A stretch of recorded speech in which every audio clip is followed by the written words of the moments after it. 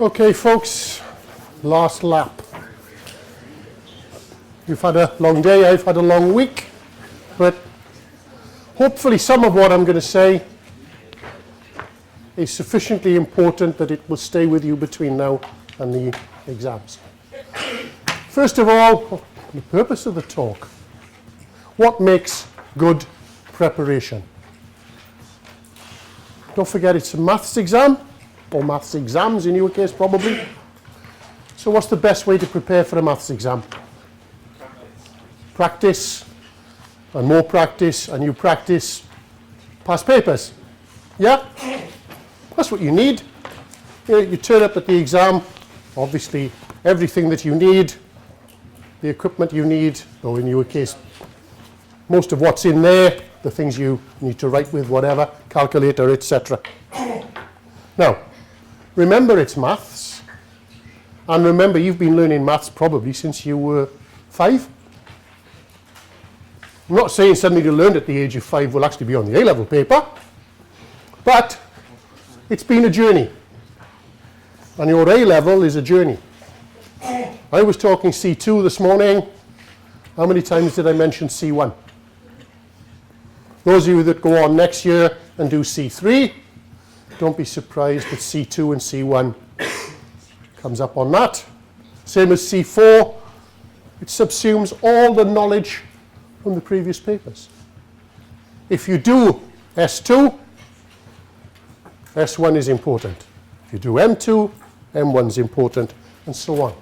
So don't forget that you need what's gone before.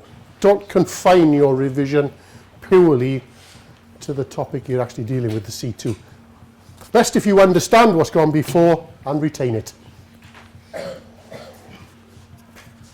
Specifics to the pure. You did see one differentiation from first principles, the sort of proof that's required there. You've done that one.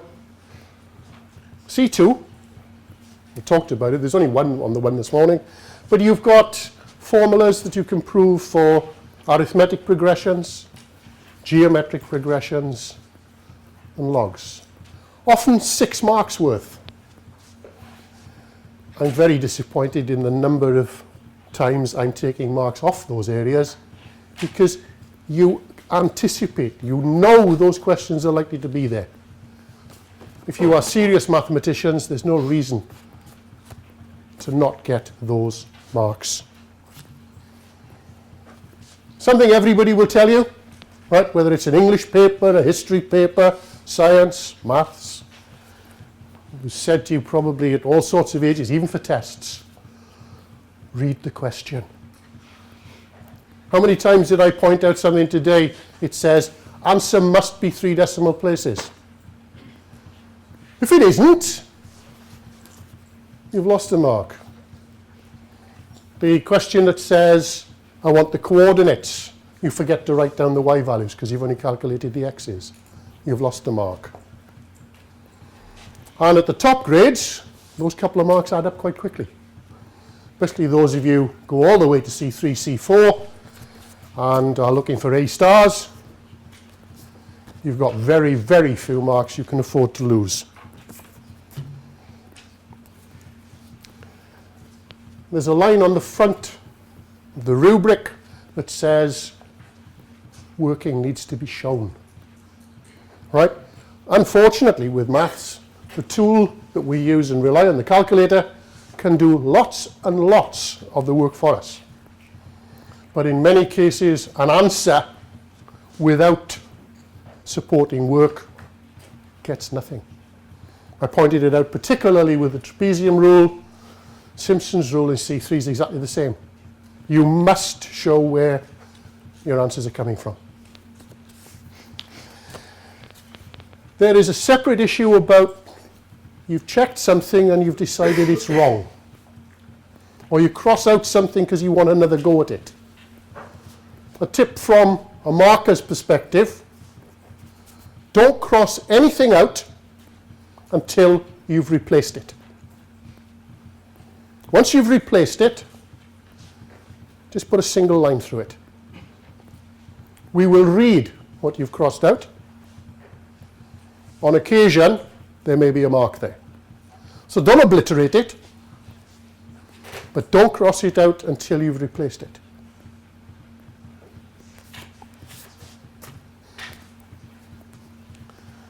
You may not think about it in terms of the questions, but a lot of time is taken designing those questions. If they are set in context, the context will be accurate. So that answers you arrive at hopefully make sense. Now, there are simple things like, probability is a number between 0 and 1. The coefficient of restitution. If you got a number that was negative, you shouldn't be happy with it. If you got a number that's greater than 1, you shouldn't be happy with it. Your equations for sine and cos, unlikely to be 2.5. If you're going to solve that equation, you expect the values to be between -1 and +1. Not impossible to get a quadratic mind where one pair does not produce an answer, only the other pair does. So be careful. But if you get something that doesn't make sense, have another look at it. 98%, I said, probably that at least, of the times you do a trig equation and you get an answer, they are in pairs. So, as I spoke to everybody this morning, we talked about how you find the second one for sine, the second one for cos, nearly always in pairs.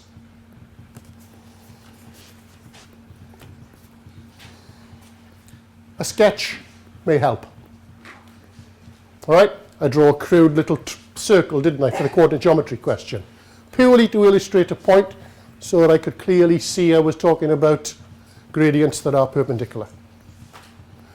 A little sketch with the coordinate geometry can often be very, very helpful, as can a Venn diagram, particularly with S1. Nobody likes the question that says, explain. I'm not doing an English exam, this is maths. But there are times where we ask you to tell us why something is true or not true. Most of them you will have seen, we don't make new ones up. But make sure what you write makes sense to you before you move on. Because if it doesn't make sense to you, it's highly unlikely it'll make sense to me. The calculator, designed, I suppose, to give you confidence in certain areas and deal with lots of issues otherwise. But of course, it can also be a source of error, it can be a source of problems.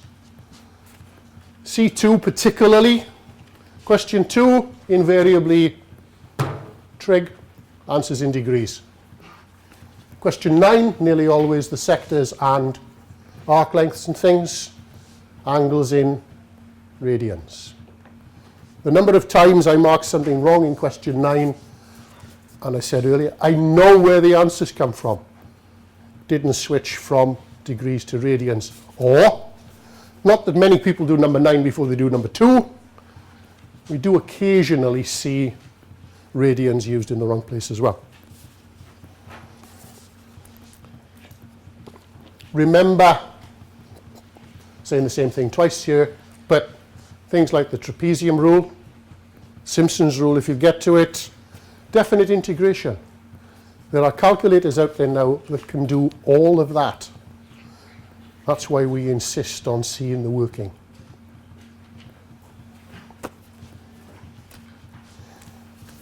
This thing. When you get to the exam room, that will be on the desk, as well as your exam paper and something to write on. It's important, it's useful, knowledge that you don't need to actually carry around in your head. My comment about that always is it's not what's in there that's important, it's what's not. Because if it's not in there, where does it have to be? In there. Sine squared plus cos squared equals 1. Something that simple, but it's not in there.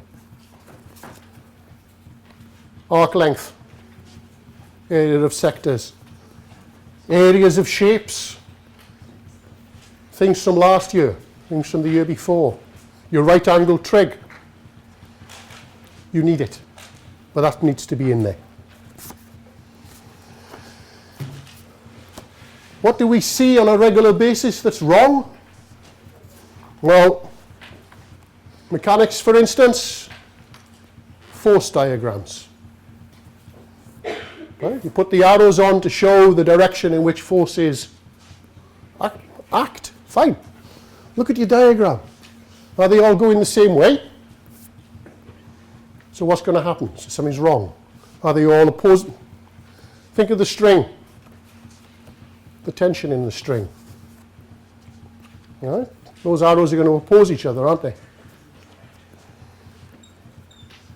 The one that I dislike, particularly as far as C2 is concerned, when I have to take a mark away because you've omitted the constant in the integration question. I really do. And if I do it sort of 5 or 6 times one after the other, I get quite frustrated with it, because the maths is right and you've just forgotten the fact that you need to add that constant. On current rules, I must take it away. For stats, the English, what is meant by at least or more than? Surprising how many people don't deal with that correctly. And the latter stages of the stats, the difference between the probability distribution function and the cumulative distribution function. They'll be in the same question. The opportunity there is to mix them up. Now, that covers all the relevant points, all the things that you need to think about. All right?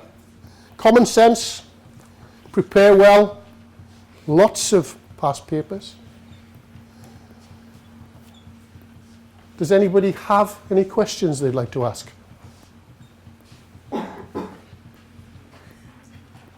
Would be a first if somebody did. So, on that basis, let me wish you good luck, and please get as many of the questions right as you can, because that makes my job so much easier. Thank you.